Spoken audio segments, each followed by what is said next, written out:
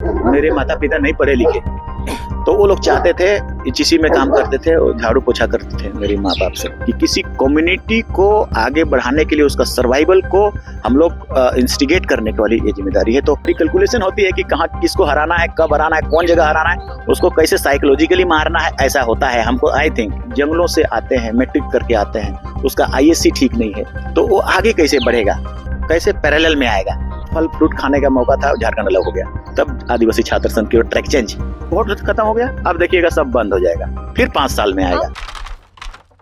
नमस्कार, ST news देख रहे हैं आप और मैं हूं आपके साथ गौरी रानी। अनुभवी चेहरे और युवा जोश के साथ झारखंड के मुख्यमंत्री हेमंत सोरेन ने अपनी कैबिनेट की टीम तैयार कर ली है।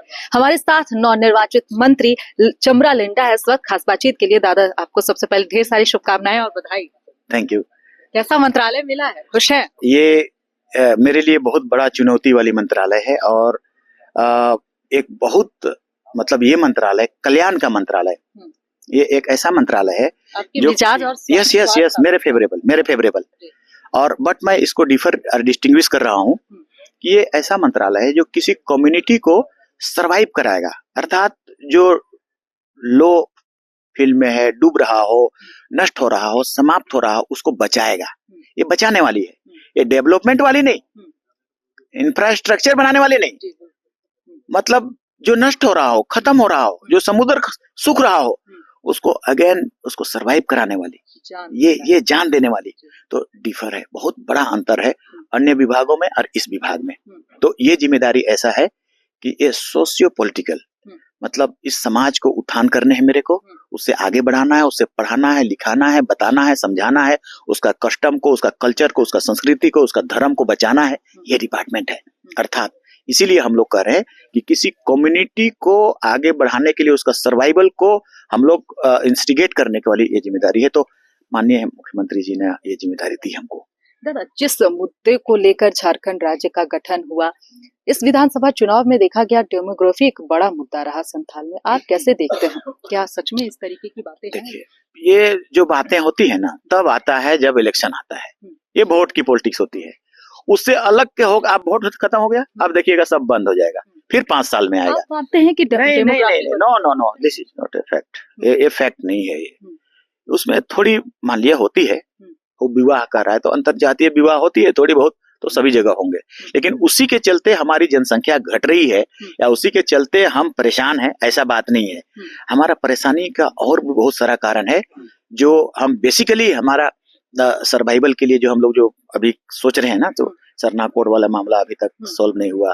परिसीमन के कारण हम लोगों को पिछला 50 सालों में धीरे धीरे घटाने का कोशिश किया गया है। आदिवासी कल्चर के विषय में उसको प्रमोट करने के लिए कोशिश नहीं हो पाया है। जो हम लोग कोशिश अभी जैसे बात हमने कहा धूमकुड़िया बना करके उसको एक रिफ्लेक्शन हम लोग देंगे, ऐसा जो सोच रहे हैं, तो ये मूल चीजें हैं, ये मूल चीजें हैं, मूल बेसिक चीजें आपके पास आएंगी तभी आप डेवलपमेंट करने के सोचेंगे।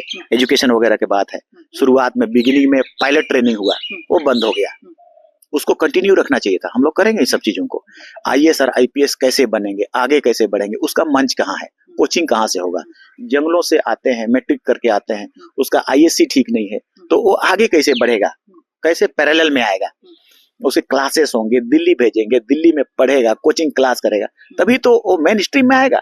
हम बोलते हैं पूरा ऑल ओवर इंडिया में कानून संविधान सब जगह की मेन स्ट्रीम में लाना है, इसलिए स्पेशली इसका एजुकेशन सिस्टम लाना है, स्पेशली इसका ट्राइबल सब प्लान लाना है, स्पेशली इसको सब कुछ प्रोटेक्टिव कानून बनाना है, बना भी है बहुत सारा कानून।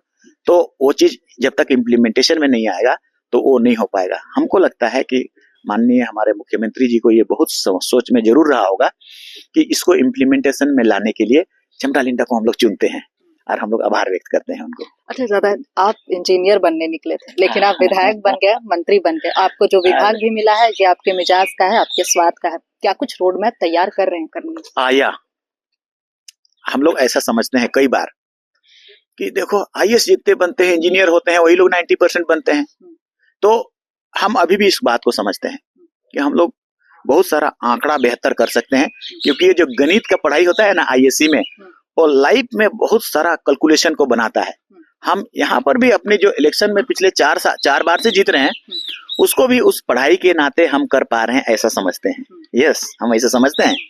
मेरी कैलकुलेशन होती है कि कहाँ किसको हराना है, कब हराना है, कौन जगह हराना है, उसको कैसे साइकोलॉजिकली मारना है, ऐसा होता है हमको, आई थिंक। तो इस पर हम सोच सकते हैं उसको।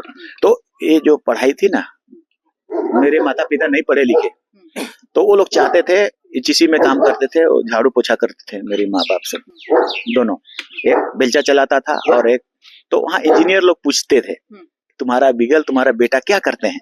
तो बोलते थे कि तुम, मेरे बेटा एक संजीव कॉलेज में दोनों आईएससी पढ़ते हैं। तो वो लोग बहुत ताजुब हो जाते थे, जो सीनियर इंजीनियर जिसका बेटा का नहीं हो रहा है। फिर पूछता था कि अब क्या कर रहा है? देखो बीआईटी मेसरा में पढ़ रहा है, इंडियन स्कूल ऑफ माइंस में पढ़ रहा है। तो और ताजुब हो जाते थे, ये बेलचा फेंकने वाला, झाड़ू करने वाला और बाथरूम साफ करने वाला का बच्चा लोग ऐसा कर रहा है करके।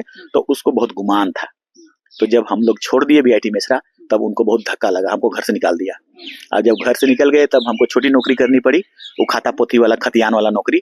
उसका 3 साल किया और उसी दौरान ग्रेजुएशन किया, उसको छोड़ दिया। यूपीएससी का ट्रेनिंग हम लोग करने लगे, कोचिंग करने लगे, पटना गए, दिल्ली गए, जहां भी गए। और ठीक और फल फ्रूट खाने का मौका था, झारखंड अलग हो गया। तब आदिवासी छात्र संघ की ट्रैक चेंज, इंजीनियर बनते बनते आप मंत्री बन गए। बेहद शुक्रिया सर हमारे साथ बातचीत करने के लिए, हमें समय देने के लिए। हमारे साथ खास बातचीत कर रहे थे नवनिर्वाचित मंत्री चमरा मीणा। फिलहाल इस खबर में इतना ही, मुझे दीजिए इजाजत, नमस्कार।